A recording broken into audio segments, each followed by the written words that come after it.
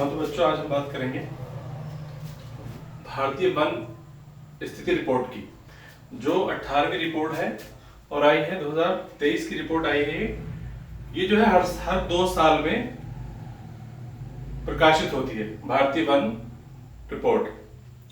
अब वन क्यों जरूरी है? वन जो है पारिस्थितिकी तंत्र को चलाने के लिए और जलवायु परिवर्तन को कम करने के लिए वन बहुत ही आवश्यक है।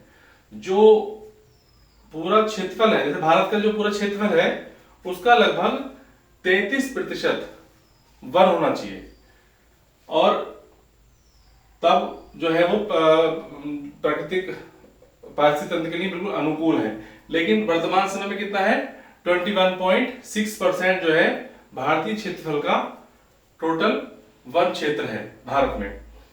अब ये भारतीय वन सर्वेक्षण है FCI, ये हर 2 साल में जो है भारतीय वन रिपोर्ट प्रकाशित करता है। सर्वप्रथम जो ये रिपोर्ट प्रकाशित हुई थी, ये हुई थी 1988 में।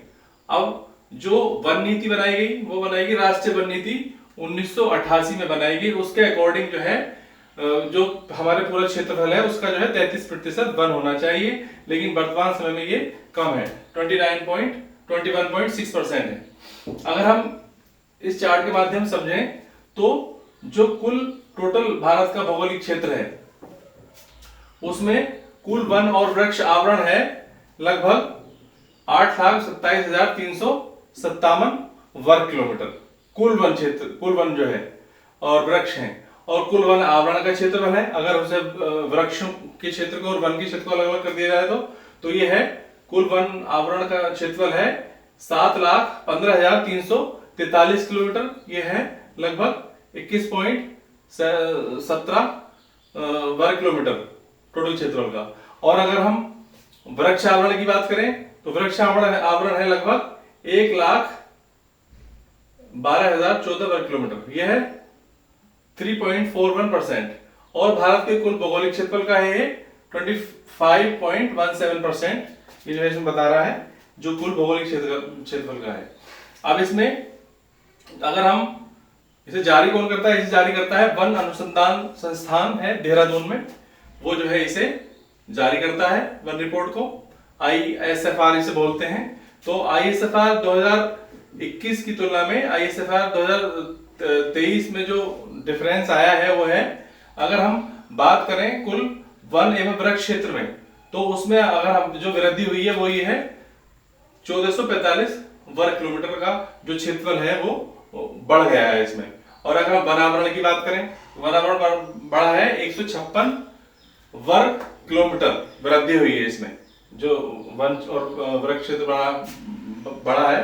और अगर हम वृक्ष आवरण में की बात करें तो ये 1289 वर्ग किलोमीटर बढ़ा है। अगर हम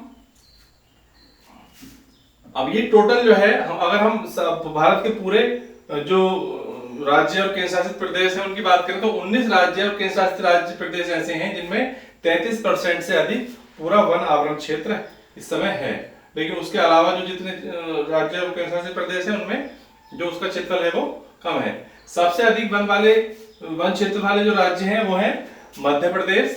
मध्य प्रदेश में सबसे अधिक वन है इस समय, तो उसकी जो है वर्ग किलोमीटर में कितना है 77,073 वर्ग किलोमीटर।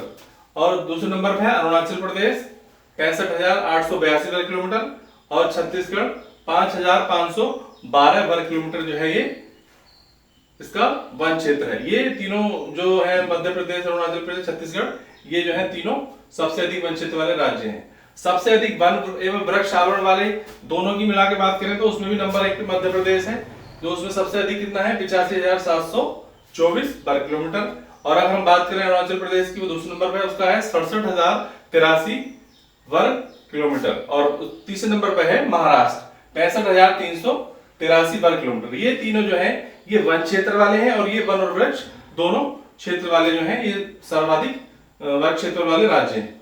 अगर हम बात करें कुल भौगोलिक क्षेत्रफल के भौगोलिक क्षेत्र के संबंध में वनावरण के परसेंट की दृष्टि में शीर्ष राज्य जो है वो कौन कौन से हैं जो कुल टोटल भौगोलिक क्षेत्रफल का है? लक्षद्वीप में है लगभग 91.33%, मिजोरम में 85.34%, और अंडमान निकोबार में है 81.6%। ये तीनों जो है कुल भौगोलिक क्षेत्रफल का दृष्टि में सबसे शीर्ष पर है। और अगर हम बात करें जो वर्तमान समय में जो वृद्धि हुई है, इन 2 साल में जो वृद्धि हुई है, अगर उन राज्यों की बात करें तो सघन वन एवं वृक्ष आवरण में जो वृद्धि वाले राज्य हैं वो 3 हैं। छत्तीसगढ़ में सबसे अधिक वन एवं वृक्ष आवरण में वृद्धि हुई है, वो है 684 वर्ग किलोमीटर क्षेत्रफल जो है इसका इन 2 साल में बढ़ गया है। और अगर उत्तर प्रदेश की बात करें तो उत्तर प्रदेश भी इसमें दूसरे नंबर है, इसमें भी जो है 559 वर्ग किलोमीटर क्षेत्र वन एवं वृक्ष आवरण में बढ़ गया है। और अगर हम बात करें ओडिशा की, ओडिशा में है 559 वर्ग किलोमीटर। ये तीनों राज्य सघन वन एवं वृक्ष आवरण वृद्धि वाले तीनों राज्य हैं। अगर हम बात करें वन आवरण में अधिकतम वृद्धि वाले राज्य जो हैं, जो केवल जिसमें वन आवरण में अभी हमने बात करी वन एवं वृक्ष की दोनों की, और हम केवल वन की बात करें तो वन आवरण में सब सर्वाधिक वृद्धि वाले राज्य हैं मिजोरम 242 वर्ग किलोमीटर, ओडिशा 152 वर्ग किलोमीटर, गुजरात 180 वर्ग किलोमीटर। ये सर्वाधिक 2 साल में अधिकतम वृद्धि वाले राज्य हैं मिजोरम, ओडिशा और गुजरात। ये जो है बड़ी बड़ी जो एग्जाम होते हैं, पीसीएस का है, आईएएस का है, या और भी जो वनडे एग्जाम वगैरह होते हैं, उनमें जो है वन के बारे में जानकारी ले लेता है, पूछ लेता है। टोटल ये पूछ लेता है कि टोटल कितने क्षेत्रफल पर जो है वन आवरण, वन एवं वृक्ष आवरण होना चाहिए, तो उसका जो है 33% है। और आप वर्तमान समय का पूछ लेंगे, भारत के भौगोलिक क्षेत्र में वर्तमान समय में कितना भौगोलिक क्षेत्र जो है वन से वन आवरण में का क्षेत्रफल है, तो उसका ये आज हो जाएगा 25.17%। अगर हम बात करें मैंग्रोव वन, मैंग्रोव वन क्या होता है? मैंग्रोव वन जो होते हैं, जो समुद्र का तटीय क्षेत्र होता है उसमें मैंग्रोव वन पाए जाते हैं, और ये बहुत ही जो है महत्वपूर्ण होते हैं। ये जो इनका आधा हिस्सा जो है इन वनों का पानी के अंदर रहता है, और इसमें जो है ये पारिस्थितिक तंत्र के लिए, इकोसिस्टम के लिए बहुत ही जरूरी है मैंग्रोव वन। तो मैंग्रोव वन का जो टोटल क्षेत्र है वो है 4992 वर्ग किलोमीटर मैंग्रोव वन का।